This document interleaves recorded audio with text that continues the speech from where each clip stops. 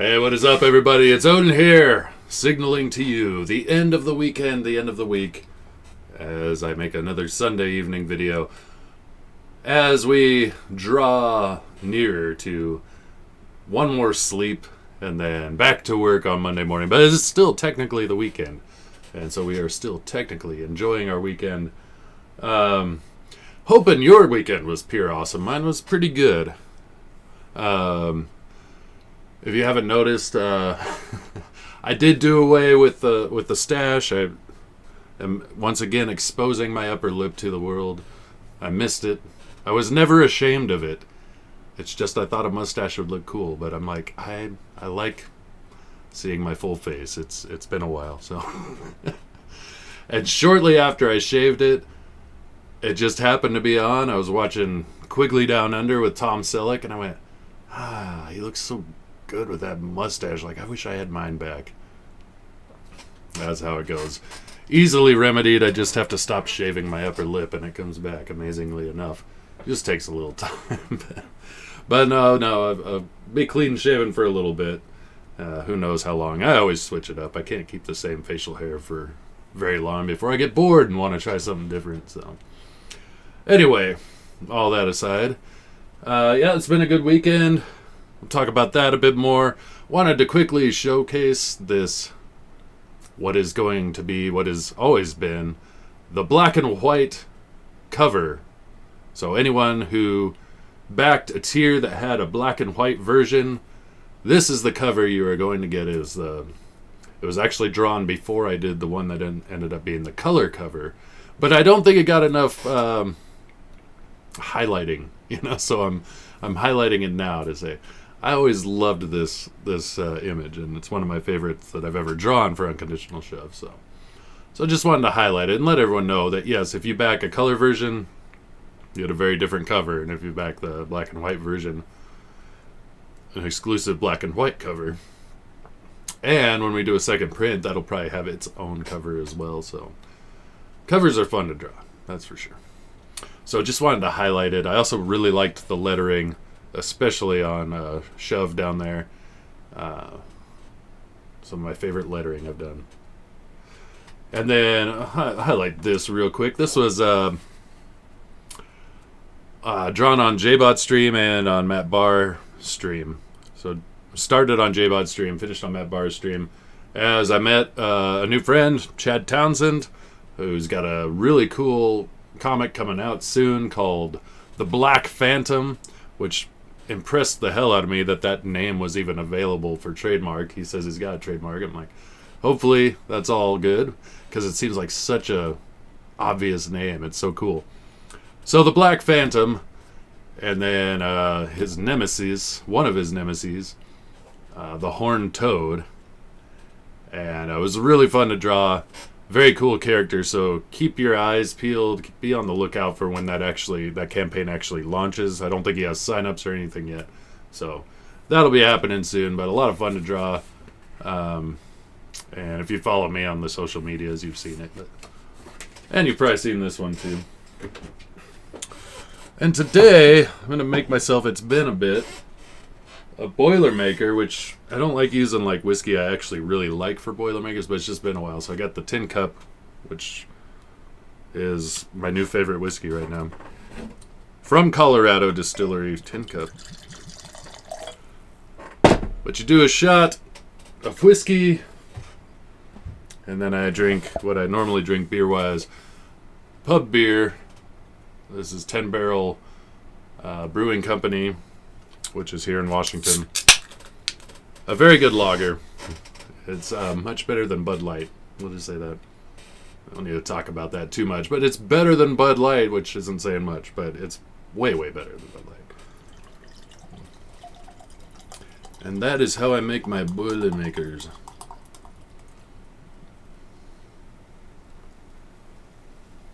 And luckily this pub beer does not leave too much head, because then I can pour it in, it'll mix itself. So, oh yeah, and cheers. Yeah, so this weekend and today, tons of stuff getting done around the house. As the snow clears and the weather gets nicer, I realize how much things kind of get left throughout the winter.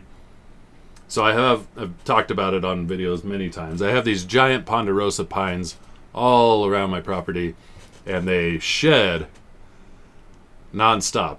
So in the fall, pine needles everywhere, and it's nonstop raking of pine needles. I can't even keep up, and just giant piles of pine needles. And then all spring, and then that kind of sits over the winter because it's hard to rake with snow on the ground, so it just kind of like mixes with the snow, and it gets shoveled sometimes. But so it just kind of sits, and then all spring, and it started already. It's nonstop pine cones. So it's pine needles in the fall, pine cones in the spring, and any combination of both at any time, especially when the wind picks up.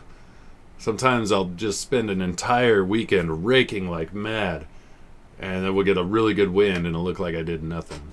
It's just like, jeez. So it's a never-ending battle. It's been that way since I first moved here. I know the game, but just do what you got to do. I still have to get up on the roof and clear off all the debris that builds up on there.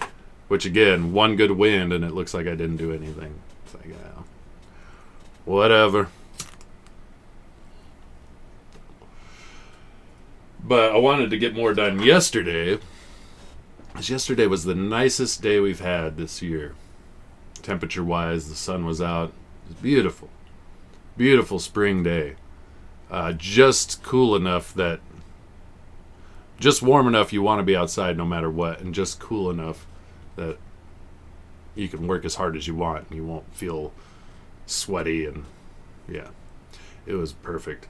But I didn't get much done because I had other obligations. Another engagement at noon of all times, like the peak of the day. Had to go get fitted for a tux for my friend's wedding. Congratulations to Ryan and Audra. They're getting married. Some good friends of mine. And that is the wedding that he asked me to officiate his wedding. Which is very interesting to me. It's something I've never done. Something I'm going to be able to check off the bucket list of things, you know. Like, yeah, it's just cool. I've officiated a wedding. I haven't yet, but I will. And he's keeping it really light. He's like, hey, you know, we're not even exchanging vows. We don't want anything religious. We just want you to talk for a while. He's like, you're really good at that. Just expound on marriage and weddings and stuff. And I'm like, all right. So I've got an idea of the arc, the story I'm going to tell, the way I'm going to bring it back to their relationship and what they're doing, and get everyone pumped up and excited for their future, and get them excited for their future, and present the world Mr. and Mrs. and do that whole thing. But it's interesting as I think about it, because they're asking this guy to do it, and I'm like, okay, I'm gonna go up there, divorcee, whatever, you know, like. And last time I tried, I was engaged, and that fell through. And I'm like, not really like the one to speak on the wonders of marriage. Now that said, and I don't think, if I'm being totally honest, I've kind of come to grips with, I don't think I'm going to get married again.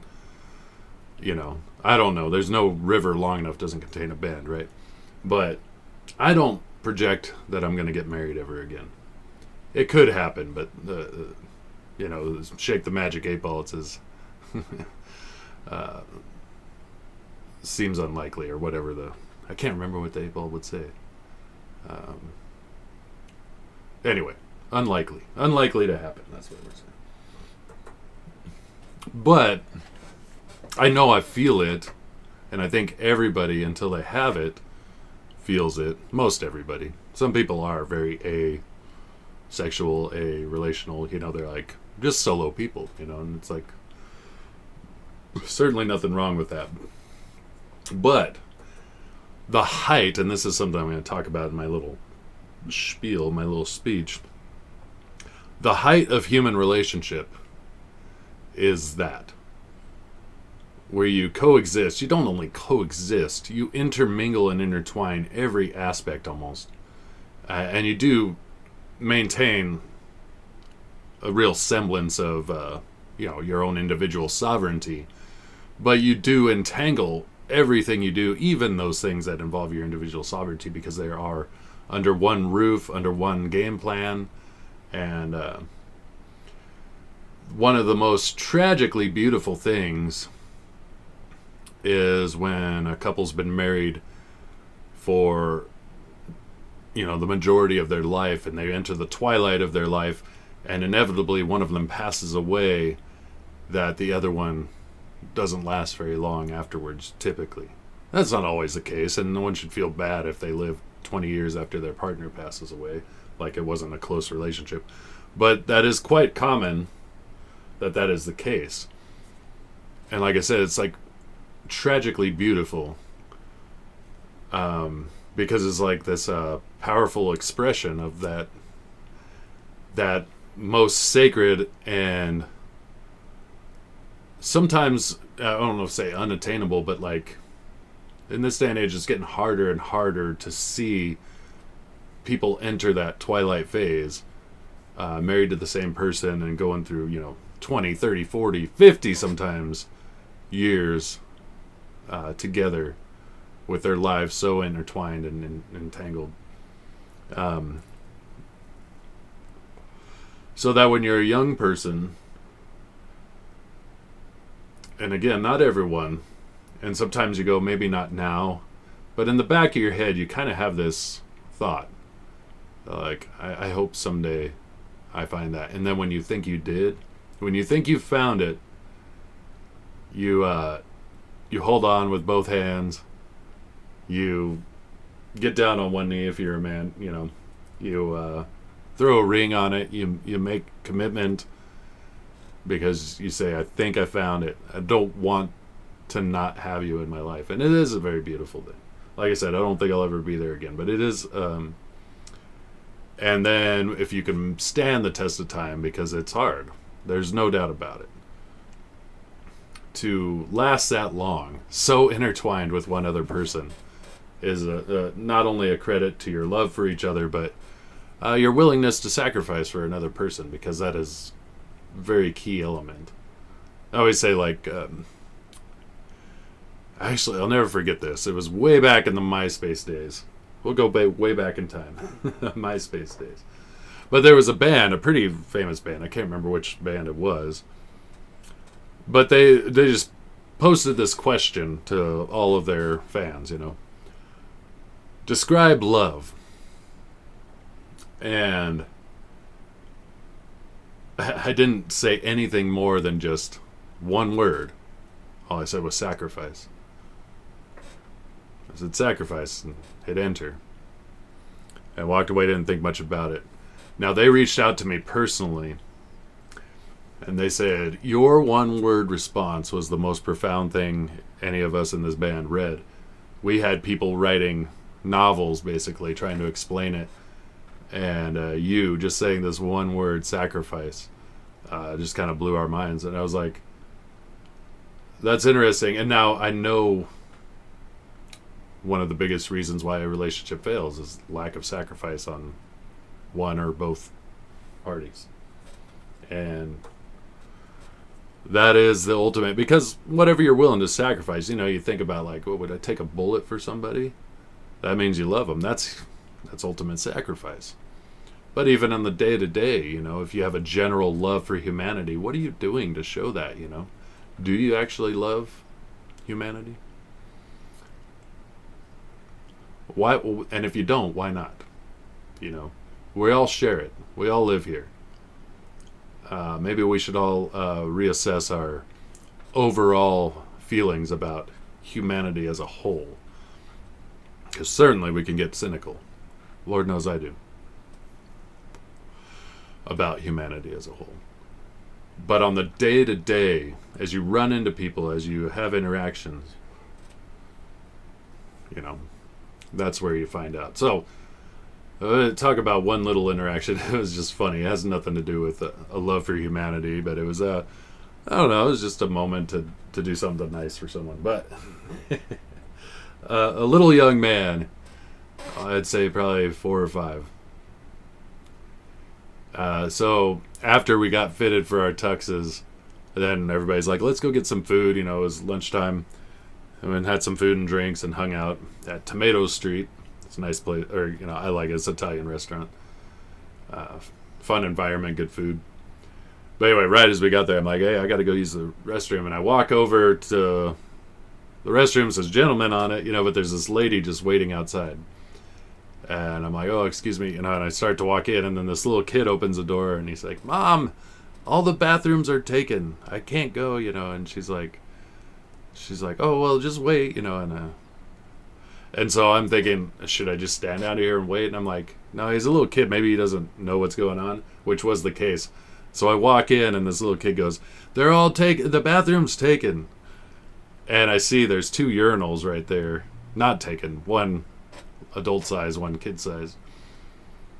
And I said, no, buddy, I'm going to use these. And so I go there, start taking my leak, and he goes, oh, we can go here. And so he walks up to it, but he's never peed in a urinal.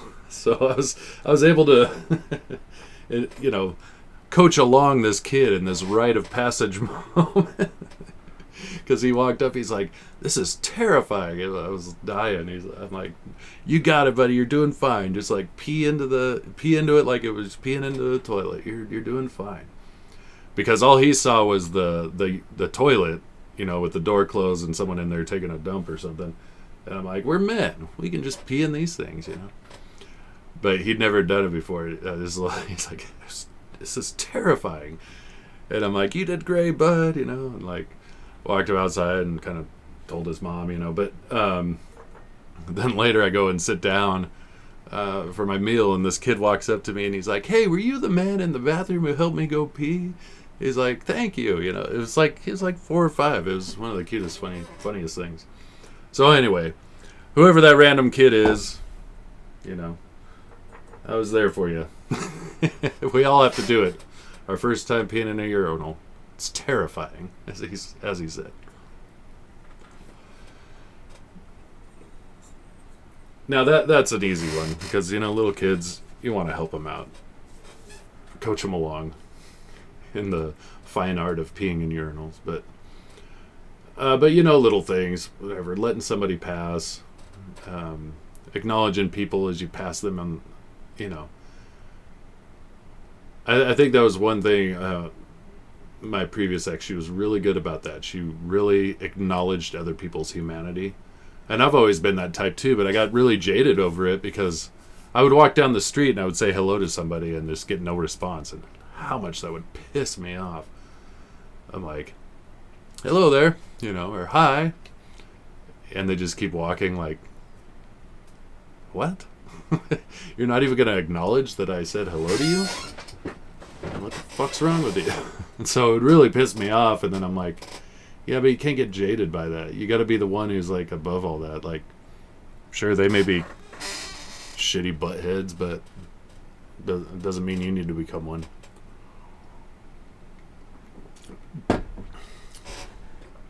So anyway, that was the highlight of my Saturday night. Like I said, it was cool to hang out with him and the whole bridal party, you know, all the groomsmen and all that stuff getting fitted. But cool people. I don't know any of them that well. I've met them before. Ryan hosted a Super Bowl party, and I watched it with him, and most of these people were there. So cool people. Let's see, what else? What else can we talk about? Well, there's probably plenty of stuff to talk about. But as time dwindles down, I'll probably just talk about Twilight Zone Season 3. Another great season. Let's go through it. This one was a long season. It had a lot of episodes. There was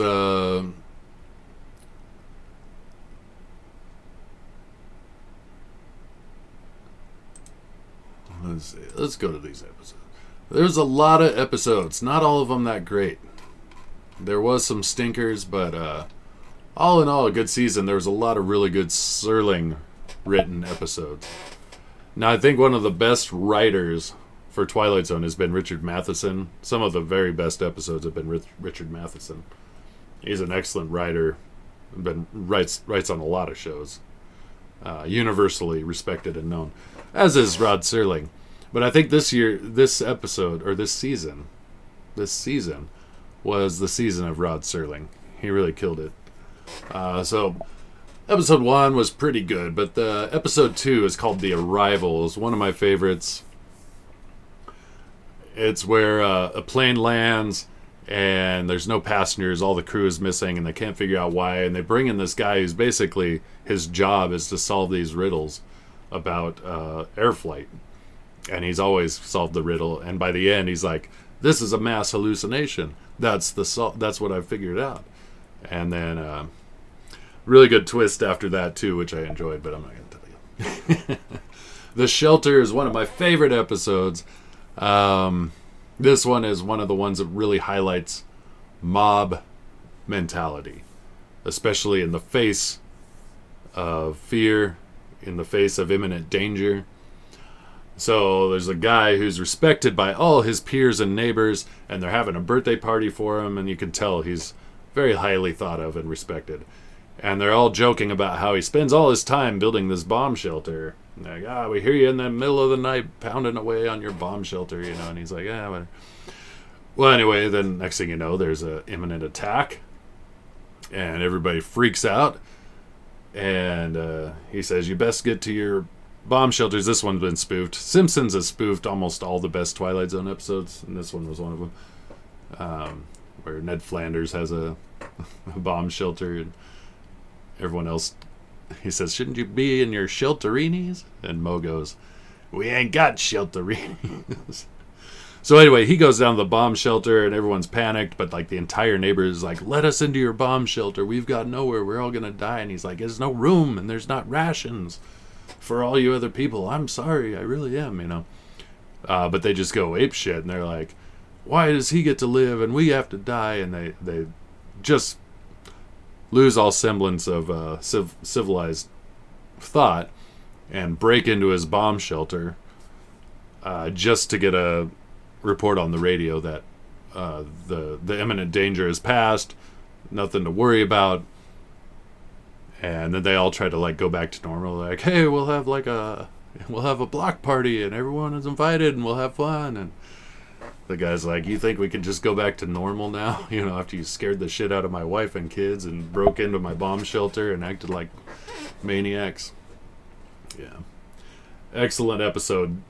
I like those ones that highlight the dangers of mob thinking and irrational group think like that. Twilight Zone's great for that.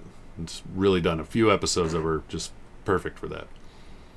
The Passerby was pretty good. It's a Civil War. I like that one. I'm not going to touch on that one too much. Game of Pool's alright. The Mirror was excellent. And it had Peter Falk playing a Cuban resistance leader who gets power. And once he's in power, he becomes paranoid. But Peter Falk, man, what a performance. But he's got this magic mirror, and the guy he overthrows says, this mirror will tell you who's going to kill you, who's going to try to overthrow you. And every time he looks in the mirror, it's one of his confidants, and he preemptively kills them. He's like, oh, you're going to kill me? I'll kill you first. Until he's got no one left, Excellent job. Peter Falk, just amazing in that one. The Grave was one of my favorites. That one, this season had a lot of really big, or what I consider big cameos. Some actors that went on to do some great stuff, and some of them were already pretty good stars. But this one had Lee Marvin, the awesome Lee Marvin, who's always such a badass. And he was a badass in this, but this tale I've heard in several iterations. Like when I was a kid, I read a story about it, which was totally different. But there's like this notorious gunslinger who Lee Marvin's been after for a long time. Well, he dies for other reasons. Like the whole town kills him. That's what happens. And then they they relay it to Lee Marvin. Shows up in town. They're like, hey, he's dead now. And but he said that if you go to his grave, he's gonna reach up out of the grave and grab you. You know. And everybody's like, are you scared? And he's like, I ain't scared. I'm Lee Marvin. You know, like, I'm going to that grave. Mark my words. You know. So anyway, he goes to the grave, and they say, to prove it, you have to stick your dagger into the grave. And so that we know that you actually went all the way with it, because they thought he'd be too scared. So he goes and sticks his dagger in the grave, but the next morning they don't show anything till the next morning. The next morning they all show up there, and he died in the middle of the night of fright. You know, his heart gave out or whatever. Because he went to stick his dagger and it caught his jacket, and he thought it was the dude reaching up and grabbing him. So I read a version of that when I was a kid in school, and I was like, you know, like the one I read as a kid, I'm like, that's dumb. And even this one was kind of dumb, except for those Lee Marvin. So It's a Good Life. Another one of those ones. It's one of the most famous Twilight Zone episodes. It's where the little boy can create any thought he wants, and he's controlling this entire town through sheer terror because he can read their thoughts, and if they have bad thoughts or whatever, and he just does crazy stuff. I love this is a great episode in general. The kid does a great job, but I love the kid's dad, especially when the kid's like, I wish I had some friends to play with, and he's like, oh son, don't you remember? You had some friends, but you killed them, and now they're not here no more. Just the way he talks and stuff, because you got to be happy all the time. And so he's trying to explain how hideous this child is and how just devilish and evil his child is without not being happy about it. He's like, oh yeah, and that dog, I hate that dog. He's like, yeah, well, I don't think he thinks too highly of you after you killed him. And it was always like, you killed somebody, and he's making squirrels with 3 heads and making monsters. And I'm like, it was great. Now that one was done a second time in the Twilight Zone movie, and I think it was done in the Twilight Zone, the newer show, but done again in the Twilight Zone movie, which was way more terrifying. And I think if you did one now, with the special effects we have now, you could make it even more terrifying. It's one of those stories, like, you can make that as terrifying as your imagination can take it. But this one was really well done. It was terrifying enough, but I'll never forget the dad, like, hey, Timmy, don't you know, you murdered people, and now you have no friends no more. And that one's followed by, so there's a string of like some really good episodes. That's followed by one of my absolute favorites. Sometimes I call it my favorite, but it depends on my mood. Which was Death's Head Revisited. Part of the reason why I like this one so much is I'm an Anthrax fan. Anthrax, on their Persistence of Time album, had a song called Belly of the Beast. And at the beginning of Belly of the Beast, they use a sample from this episode. And I listened to that album all the time when I was younger. I love Anthrax. I love that album. But I never knew where the sample came from.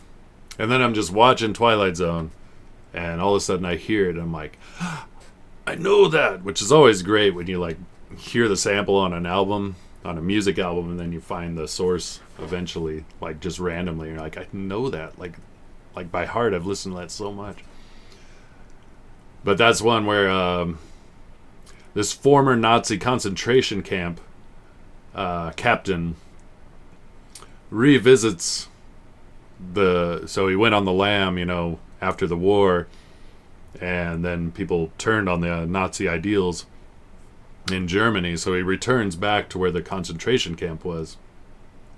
And the place is still standing as a monument to, like, a reminder, let's not go down this horror ever again. And he goes there just to walk the property and relive, like he's still fucked up. He's reliving his glory of the torture of these Jewish men and women that were held in that concentration camp. And while he's walking there kind of reliving his torture, he's visited by a ghost of a gentleman who kind of puts him through all the same torture, even just a taste of it, and he goes mad through the whole thing. But extremely well acted. The tone is very ominous, and the subject matter very serious. But the line from Belly of the Beast that was sampled. So basically, he visits as a ghost, and then the guy's like, "Hey, I thought through the passing of time you might forgive and forget," kind of thing, And he's like, "I was just following orders." And then the little Jewish man, this is the one that was quoted on Belly of the Beast. He says, all of a sudden you hear this howling in the back, "Woo!" And he's like, "What's that?" He's like, "You hear them? They just heard you give the apology for all the monsters of our time. We did as we were told. We only followed orders." So anyway, that disrupted all the ghosts. And then there's another part that right before the music starts. And that's where he kind of laughs. And anyway, that part I'm not going to re-quote. But wonderful episode. Very powerful. Always poignant. Always hard-hitting. And everyone should. That's what I think. I watch Twilight Zone with my kids because the moral of the story in not every episode, but in lots of their episodes is hard-hitting and timeless. It's a message that speaks to every generation or needs to. And I think this generation could use a dose of Twilight Zone morality. I'll just say. Midnight Sun was another one. So I think half of these ones that I'm going to highlight that I really liked were Rod Serling written. And that's why I would say this is the season of Rod Serling writing. The Midnight Sun was an excellent one. That was just where, for some reason, the Earth is getting closer and closer to the sun. Everybody's getting hotter. That one, you're just dragged along. It's just getting worse and worse, and you're really just dragged into it, and you see the sweat getting worse and worse on everyone. Excellent episode just for terror. And again, a lot of the terror in Twilight Zone is implied, or it's internal. It's not monster driven. I like doing monster stories, and a lot of the anthologies I like are monster driven because I love monsters. But Twilight Zone, the monsters were usually human or circumstantial. So Still Valley, that one was pretty good. Interesting. It was about making a deal with the devil to win the war for the Confederacy. That was interesting. The Jungle, I thought, was a pretty lame episode. It kind of reminded me of along the lines of a Serpent in the Rainbow almost, but not particularly well done. It was all right. Once Upon a Time, that one was written by Richard Matheson, but not the greatest episode. It was all right. 5 Characters in Search of an Exit. That one's very famous. I don't think it's that great of an episode. It's where they're all in this circular container. There's a bunch of people, but they're all characters. One's a clown, one's a hobo, one's a bagpipe player, one's a ballerina, and one's a soldier, and they don't know why they're there. They're trying to figure it out, and they're trying to climb to the top of this cylinder isolated room that they find themselves in. But turns out it's like a Toy Story thing. They're all toys, basically. That one was... It's really one of the more famous episodes, but I don't think it's that great. But A Quality of Mercy was really good. That is another good moral. That was where a group of soldiers just war-beaten. And near the end of the war, it's near the end of the World War II, they're fighting with the Japanese, and there's one little holdup of Japanese soldiers that they're particularly fighting with. And then a young, rather green officer shows up and tells them, "We have to wipe these men off, they're the enemy." And everybody in that platoon is like, "We're so tired. And those guys are tired. We'd rather just wait for the war to end," because they knew it was an inevitability. But this guy's like, "No, we go in there, we kill them." And he didn't have much concern for human life, was really trying to make a reputation for himself. And then all of a sudden the roles are reversed, and he's a Japanese soldier, and there's an officer telling him, "No, you go in there and you kill," and everything's reversed. And he's like, "But those are those are humans, because he's looking at them as Americans. And it was a good, role reversal. And there's a term for that kind of storytelling, but I can't think of it right now. Nothing in the Dark was one of my favorites. It's where this old lady is convinced that death is a human form and is trying to like get into her house and kill her, so she lives like super isolated. She's like hiding from death.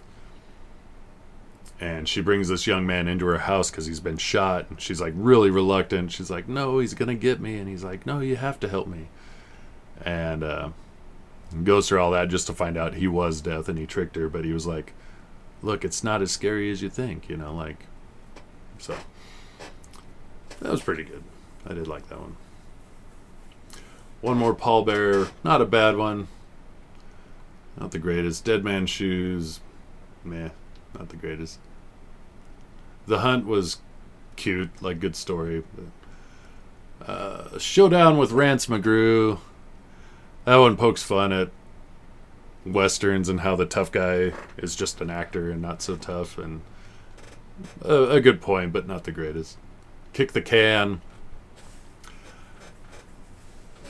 That one was reimagined on the Twilight Zone movie as well. That's where the people at a retirement home all of a sudden find their youth. And, it's got a good message. I like that one. It's not the greatest, but it's good. A Piano in the House, not a bad episode, but not the greatest. So I find this with Twilight Zone. It's like they sometimes start really good and then hit a lull, or they start bad and then hit like a peak. So they have these parabolas. To Serve Man. That one is definitely one of the most famous Twilight Zone, because these aliens, these giant aliens who look like they've got Down syndrome, but these giant aliens with like big nutsack looking heads show up, but they're like 10 feet tall and they can read minds, all this kind of craziness. But they have a book, and then they leave it there, and the UN or whatever, they get the best code breakers and translators to try to figure out what this alien book says. Because everything they're saying is that they come in peace, everything's benign, we love you, we're going to help you. And so anyway, then they're like, here's the thing, why don't you come to our planet? And so everyone's boarding the ship to their planet. And that's when the woman finally cracks the code, and she's running out holding the book, and she's like, it's a cookbook. To Serve Man. You go, that sounds nice and, like I said, benign on the surface. To Serve Man. So I really like that one. I like the twist on that one. Was one of the best. To Serve Man. And they can't figure out what it is, and they finally realize it's a cookbook. It was great. The Fugitive. That's a cute little story. Nothing spectacular. Little Girl Lost. Again, The Simpsons did parody this one. But this one I liked a lot. This one had some pretty terrific, unexplainable kind of elements to it that made it more hard-hitting than just, here's a interesting twist with a moral. Little Girl it's basically the foundation of the story for Stranger Things. A little girl finds herself in another dimension, and her parents can hear her cries, but they can't see her or find her. And they're scrambling through their house, like they hear her crying and asking for them, but they can't find her. It's basically Stranger Things. She'd entered another dimension. And so they send the dog in after her. They find a portal, and they send the dog in after her, and the dad kind of goes in after her, but the portal was closing, and they finally get out at the end. But that one was really fun. It was really intense. And I think one of the better, in my opinion, one of the better episodes. Person or Persons Unknown, not bad. So identity crisis kind of thing. Like, guy wakes up and no one knows who he is. He knows everybody, but they think he's just some stranger. And not bad. I mean, they've used that trope several times. The Gift, I did like that one. Mostly because I like the setting. It's kind of like this alien lands, and then everybody kind of freaks out, and they think the alien's going to do harm, but actually he comes bearing a vaccine that would cure cancer, basically. But they kill him before they can find out the answer. You know? But I just like the setting. It's in a Mexican bar in Mexico. But I'm like, this cantina, this bar, like, I want to go there. It looked cool. So, but a good episode. It touches on Christ a little bit. So that's like this alien is kind of like embarking on a similar thing. Like, I'm bringing a hopeful, good message, and you all killed me. You know. The Little People. That one was parodied by The Simpsons again. Some astronauts land on an asteroid or a planet, and they find a race of little tiny people, and the one guy gets a god complex with these little tiny people. He's like, I can kill them and I can do whatever I want with them. And not bad, but I find it more interesting because of the Simpsons parody, which I did like. 4 o'clock, that one was interesting. Crazy paranoid guy, basically a terrorist. He wants to his plan is to shrink everybody to 2 feet tall. It's a wacky episode, not the best. The trade-ins, I did like that one. That's an old couple goes to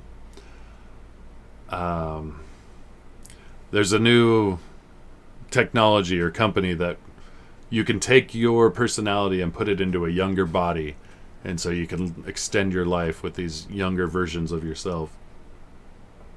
And this old couple goes to do it, and they're excited about it, but they don't have enough money.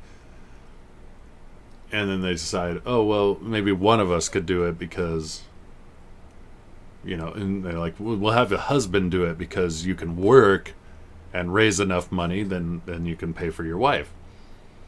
So anyway, the scene I really like is he sets up a poker game with some mafia kind of guy. Like high stakes poker, and the guy's just like totally could wipe the floor with this old man. But the old man had 3 kings, and he thought for sure he had him beat, and he bet the lot. And then the mafia guy actually had 3 aces. But he could just see how important it was to this old man. So even this mafia member, they show like this humanity. He's like, you're right, old man, you win, you know. Even though he had 3 aces, gave him the pot. But the ending is basically like he doesn't want to be young. He just wants to live out his life with his wife in their old age. So. Cute episode. But Hocus Pocus and Frisbee. That one was pretty dumb. But it featured Andy Devine, who I love his voice, and he did a show called, I can't remember what it was called, but it had Froggy the Gremlin back in the 50s, some kids show. And Froggy the Gremlin was insane. And I don't know how I learned about this stuff, but Andy Devine has a great voice. You've probably heard his voice. He did some Disney voice work. But the kids show with Froggy the Gremlin, he would say, plunk your magic twanger, Froggy. And then Froggy the Gremlin would show up in a cloud of smoke. And he had a weird voice. He's like, hiya, kids, hiya, hiya, hiya. But he was like a prankster. And so he was like, and he could change things. He could make people do things with his thoughts. So he'd always make people do stupid things. They're like, I don't know why I did that. And he'd be like, ha ha ha ha. It was a weird thing. You'd have to see it. But The Dummy, that one's one of the more famous ones, mostly because it's just creepy and it's kind of a precursor to another Twilight Zone episode, the Talking Tina one, and a precursor to Child's Play in a certain sense. But ventriloquist is dummy is alive, and yeah, more or less that's the premise, but it's pretty good. Oh yeah, Changing of the Guard. Now this one was definitely one of my favorite episodes. Changing of the Guard, because this is it's this old school teacher. Teaches at this private prep school. He teaches English. And he really has a love affair, not just with his job, but with the role of his teaching in the lives of these young men. Like, he takes it very serious, and he remembers all the students, and he remembers their quirks all the way back through his time. But he's past retirement, but he just loves it and wants to do it. Well, anyway, they force him into early retirement, and when they do that, he feels, he starts getting really down in the dumps and starts feeling that his life is meaningless, and he's actually contemplating suicide. And as he does, he goes to this grave, and I'll never forget the quote.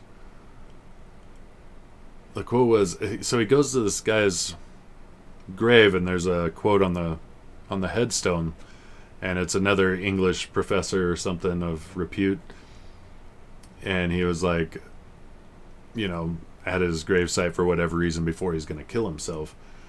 But the quote said, "Be ashamed to die until you have won some victory for humanity."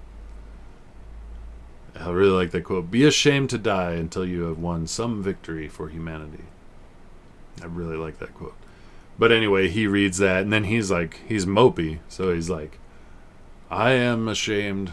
I have done nothing for humanity. All I did was teach English to a bunch of students who the next day or the next year forgot everything I told them, But anyway, here's the school bell ring, and he's like, what's going on? So he goes to the classroom, and then he's visited by all these ghosts of all these young men who died at, war, most of them. One died at Pearl Harbor, one died in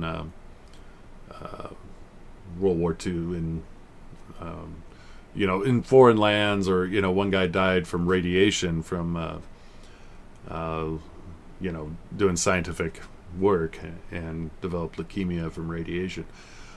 But as he's talking to these ghosts, they're like, the one won a Medal of Honor, and he's like, "You taught me this," and they would quote some English poem or line from a book or something that meant a lot to them. But as he's doing that, he's reminded of the actual impact he had on these young people.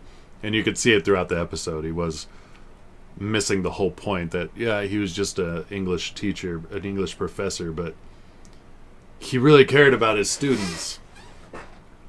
And I've had, like most people, I've had the gamut of teachers. I've had ones that I wish I never had. I've had ones that were forgetful.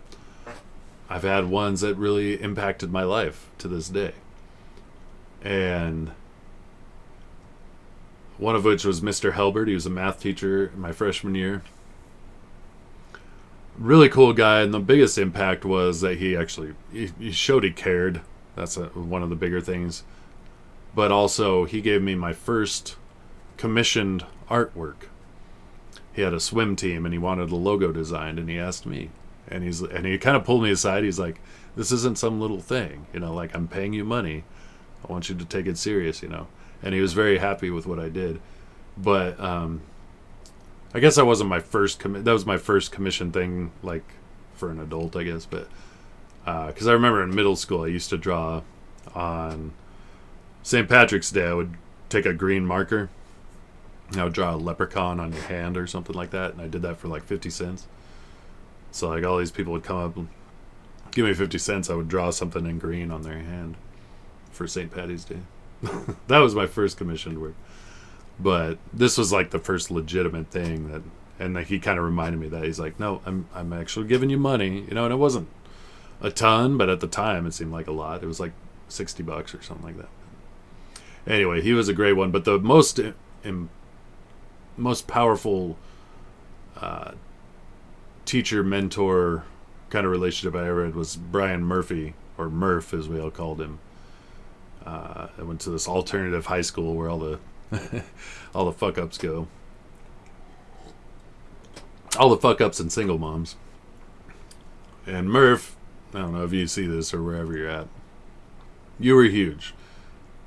He was the coolest guy ever. And then when I got in trouble and had all kinds of shit going on in my life, I had to do a bunch of community service. He brought me in. I went to the school and I'm like, "Hey, can I do community service here?" And he's like, yeah. he'll mop the gymnasium floor, and he had me do all this hard labor shit. And then he pulled me aside. He's like, no, no, no. That's what I have people I don't like do. He's like, why don't you do some drawings for me? Because to pass a certain class I had with him, it was an art class, so that made sense. But he had me draw, he was a herpetologist. He loved snakes and lizards. He had me draw some snakes and lizards for him to catch up. And he was like, why don't you just do that and I'll mark off the hours, you know? And he's like, and just say it took you however long, you know, don't be too stupid about it, but, you know, just draw me some snakes and lizards. So I did. And I know, like, a green tree python I drew, and I colored it with yellow and green. It was very vibrant. He got that one framed, and last time I saw him, he had it framed and hanging in his house, you know. I thought that was pretty cool. But anyway, he was a hardcore guy. He didn't fuck around either. It was like one time we left class and went and got stoned. And then when we came back, we said we were going to Taco Bell because it was a weird thing. They had all-day classes, and they're like, yeah, you can leave campus, but you have to sign out and tell us when you're going to be back. It was a weird kind of trust system. So we're like, oh, we're going to go to Taco Bell, just grab some food. We'll be right back. And we were gone, like, you know, hours, just, like, getting high. And then we still had to go to Taco Bell to prove that we went to Taco Bell. But we come back, like, stoned out of our minds. And I walk into the classroom, everybody's like, dude, where you been? Murph is pissed, and he's looking for you guys. We're like, oh, shit. Like, yeah, he's down in the weight room. So we go downstairs, and there's, like, a workout weight room. And I walk in, no joke, and he was a big guy, intimidating kind of personality. He's just got his hands and his head in his hands like that. I walk in, Murph, you wanted to see us? And he just, like, that look of disappointment on his face. It's like, where you been, you know? And we're like, you know, Taco Bell, man, they take forever, you know. We were just dumbasses. But I thought he was going to just straight up start beating us. He was so pissed. But he was playing it like Steven Seagal or something. You guys, you know, it's just like it was like seething under the surface, like it was just about to explode.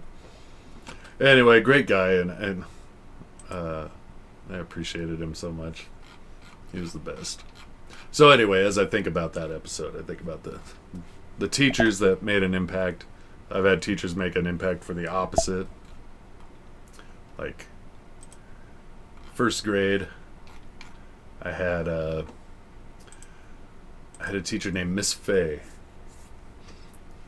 who, I'll never forget this, and I didn't feel traumatized by it. It wasn't until I was older that I realized how fucked up it was.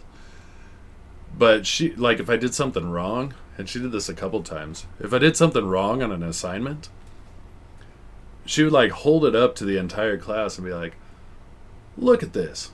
Look how stupid this kid is. And at the time, you know, I was kind of embarrassed and like, this sucks. I don't like this.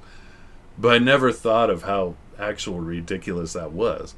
And I'd never seen her do this to another student. This is like an older time. I mean, I'm not that old. So it was actually a time when they were like, they didn't do that anymore, but she was an old lady. But she actually gave me a spanking in front of class. But that was the thing. She always, like, embarrassed me in front of the class. She's like, look how stupid his homework is, or whatever I was doing. This is first grade, so it wasn't, like, homework, but... Yeah, and then I was like, well, that sucked. You know, that's kind of how I was as a kid. And then as I got older, I'm like, that didn't just suck. That was, like, really messed up, because she never did that to anybody else. She, like, singled me out for some weird reason. And then I think there was some kiss asses in her class.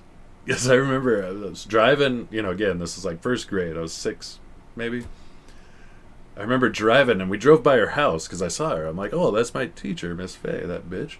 You know, but I saw another student, this other girl in the class, was at her house, and she had like a handful of balloons. And Miss Faye was like, oh, hey. Like, I could just see it. We just drove by, so it was really quick.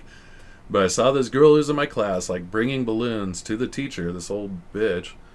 And she was excited to see her, and I'm like, you know, you're 6 years old, you don't know shit. But but it was, like I said, it wasn't until later in life I'm like, that bitch, what the fuck was her problem? Why did she have such a problem with me? You know, I don't get it. But anyway. So as I think about good teachers, that one was a really bad experience. And I don't know what her motivation was. I don't know why she had it in for me. I was like a real quiet kid. I didn't do anything. I don't know if that bothered her that I was quiet.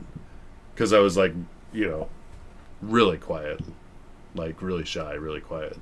Like out of place. And it was a new school. And so I kind of came late in the year. It was weird. I developed some friendships and all that good stuff. And then I went on, you know, I went to that school for like 3 years. That elementary school. But like, yeah. I don't know what the fuck her problem was. Anyway, as I think about good and bad teacher experiences, that one was on the bad side. But episode 35, A Young Man's Fancy. Pretty good one. That's alright.